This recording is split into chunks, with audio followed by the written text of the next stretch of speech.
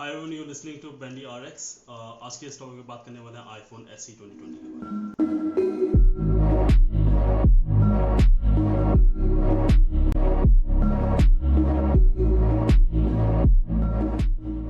IPhone SE 2016 से 2018 तक चला था और 2 साल के बाद डिसकंटिन्यू हो गया था। 2020 में वापस इसको रीलॉन्च किया गया। उन दिनों जब लोग 4 इंच के फ़ोन से निकलकर अब बड़े स्क्रीन्स की तरफ जा रहे थे, तो it was easier for them to switch because form factor काफ़ी हद तक ज़्यादा डिफ्रेंशिएट नहीं कर पा रहे थे लोग आपस में।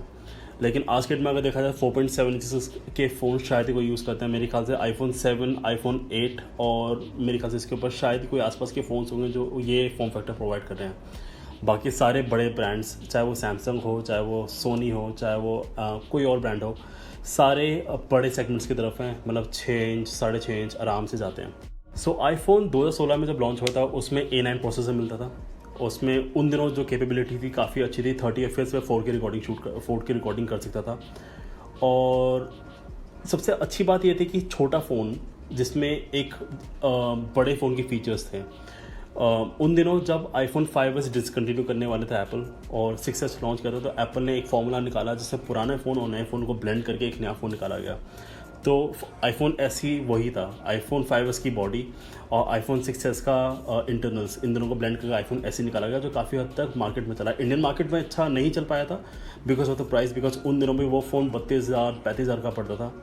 और मतलब 32,000-35,000 में you can find a lot of phone till date as well. But उन दिनों people buy moving towards different form factor totally. IPhone SE 2020 में वापस लॉन्च हुआ है और बिल्कुल ही नए तरीके से लॉन्च किया गया है बिकॉज सब लोग क्वारंटाइन में हैं। इस बार कोई जा नहीं सकता, कोई प्रेस इवेंट्स नहीं हो रहे हैं। सिर्फ उनकी एक अपडेट आया वेबसाइट पे that they have launched iPhone SE 2020। अब जो आईफोन एसई में आया है वो भी सेम फॉर्मूला के साथ आया। एक पुराना फ़ोन निकालो, एक नया फ़ोन निकालो, उनको ब्लेंड करो और एक नया प्रोडक्ट निकाल के मार्केट में निकाल दो। यही हुआ। आईफोन 8 और आईफोन 11 प्रो, इन दोनों को ब्लेंड किया गया और आईफोन एसई निकला।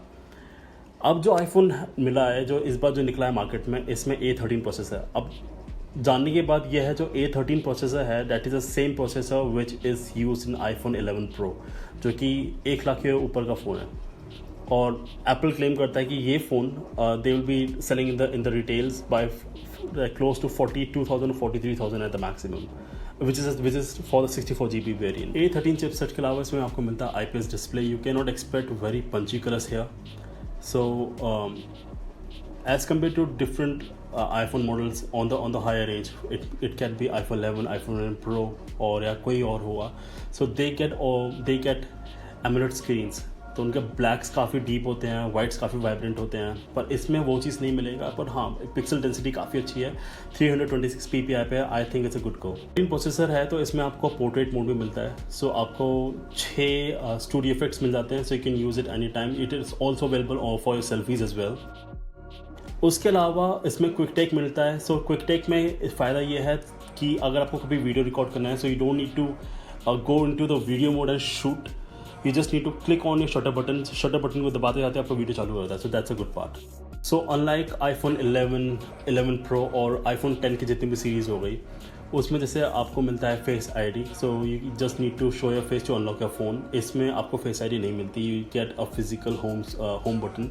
So जैसे हमने देखा था iPhone 5S, SE first generation, iPhone 6, 6S, 7, 8, 8 Plus.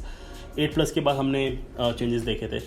सो वही टच आईडीज़ में मिलेगा। अब ये एप्पल ने कहीं भी मेंशन नहीं किया कि ये 4th जनरेशन है या 2nd जनरेशन है। मेरे ख्याल से ये वही टच आईडी है जो आईफोन 8 में लगा हुआ आएगा। एप्पल सेज दैट इस फ़ोन में आपको IP67 सर्टिफिकेशन मिलती है। सो दैट मीन्स दैट ये वाटर रेजिस्टेंट है 1 मीटर के लिए 30 मिनट्स तक।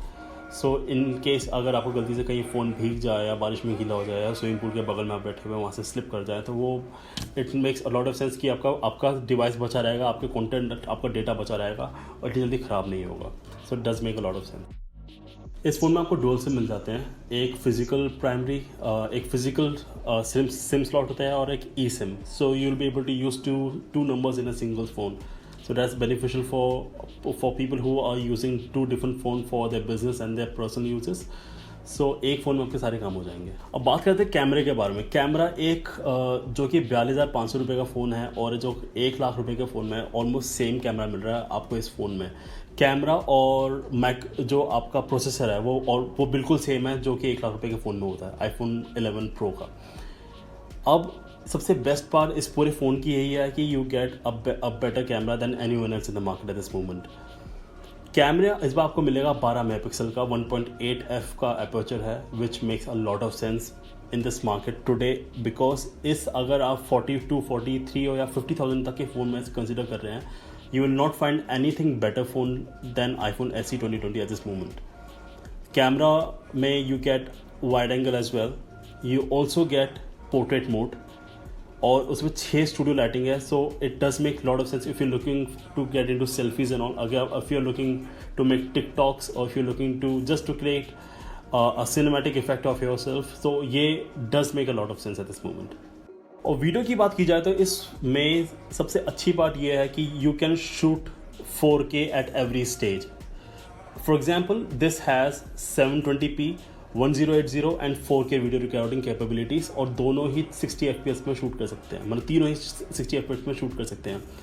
तीनों में ही ऑप्टिकल इमेज स्टेबलाइजेशन मिलती है और तीनों में ही ये सपोर्टेड भी है, सो does make a lot of sense. और साथ के साथ एक और चीज़ अगर बताऊँ तो इसमें आपको ऑलमोस्ट 6,625 निट्स की ब्राइटनेस मिल जाती है। सो जब आपने वीडियो रिकॉर्ड की हुई है और वीडियो आप अपने फ़ोन में फिजिकली देखेंगे, so you'll be able to see a lot of clarity, you'll be able to see a lot of details in the video, so does make a lot of sense here as well.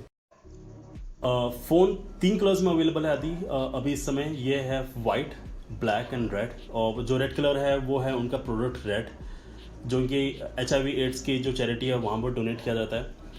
और ये जो phone मिलेगा आपको 3 variants में मिलेगा, 64GB, 128GB और 256GB में। और ये जो प्राइस है जो स्टार्ट हो रहा है that is 42,500 all inclusive, that is available via their website at this moment, because the quarantine content है, लोग घर से बाहर नहीं निकल सकते, और so they are actually delivering their phone from their stores to your doorstep. So question ये आता है कि do you need this phone, या आपको फ़ोन एक खरीदना चाहिए? It depends. If you are looking to bye a phone जिसमें आपको आप एक बार परचेज़ करें और कम से कम 2-3 साल तक चले easily, so yeah it is a good buy. अगर आपका बजट 42,000 से लेके 45-60,000 तक है और आपको एक छोटा फॉर्म फैक्टर चाहिए जो कि ईजिली कैरी करना हो और एक क्लासी डिज़ाइन कैरी करता हो अपने साथ, so yeah it is a good buy. If you are looking to get into something जो कि अलग है मार्केट में, जो कि थोड़ा टेकी हो, थोड़ा ब्लिंग दिखे, उसमें चीज़ें दिखी अलग से, कि लोग बोले कि हाँ एक नया डिवाइस है आपके पास। If you want to stand out of the crowd, then in that case, yes, iPhone SE it is not the phone for you. But if I were there at your place, iPhone still has its own charm, and iPhone SE still works for me and might work for you as well. So ladies and gentlemen, my name is Paras. आप देख रहे थे Bendy RX, and I'll see you in the next one. And please do subscribe. Thanks a lot.